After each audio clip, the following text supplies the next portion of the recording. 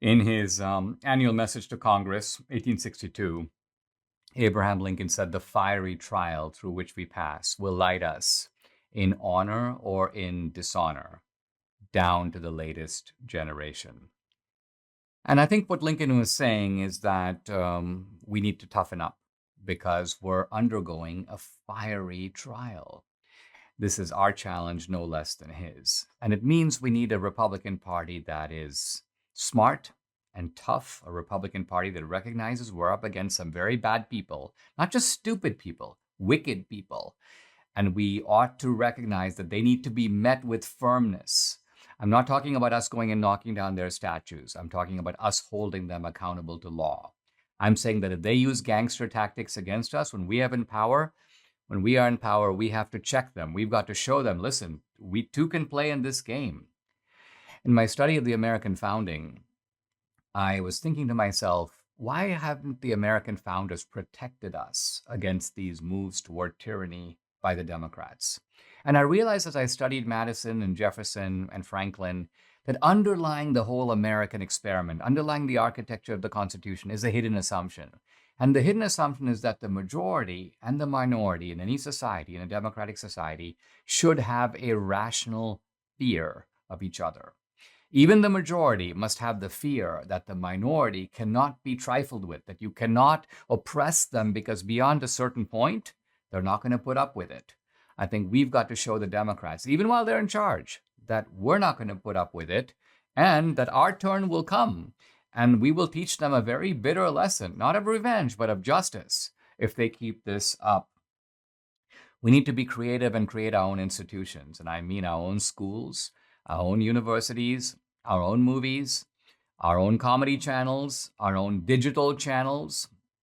And I hope you realize the importance of being on alternative digital platforms. Get on Parler, get on Getter, follow me on Locals, dinesh.locals.com. Why? Because we're trying to build up free speech platforms. There's a sword hanging over our head on the mainstream platforms. Who knows what our future will be there? Ours is a party with a great history. It's a party that has again and again come to America's rescue. The founders came and rescued America from the British. Lincoln rescued us from the pro-slavery Democrats. I haven't talked too much about Teddy Roosevelt, but he played an important role. Reagan rescued us from the communists and from the Soviets and also resisted collectivism at home. So we've got a party. We don't need a new party. All this talk about creating a new party is nonsensical. It is true that the Republican Party itself came in as a new party and displaced the Whigs, but notice the key word is displaced. The Republican Party didn't come in and have a three-party system in which the vote would be divided between the Whigs and the Republicans, and then, of course, the Democrats would win every time. So similarly now, if you create a new party, say a Patriot Party, it'll mean that the conservative vote gets divided between the Patriots and the Republicans, and that's very bad news for us. We have a great party. It has a great history. We have nothing to be ashamed of. We're not a party that made any kind of a big switch. We're a party that has stayed true to its principles, even in changing circumstances. And in this circumstance, more than ever, we need a strong conservative movement. We need a strong Republican Party because we are the best hope of the country. This is a beautiful country. This is a country that is currently in grave danger.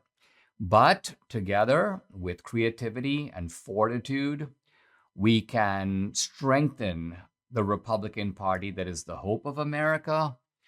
We can show Americans that it's not too late and that we have a country very much worth fighting for.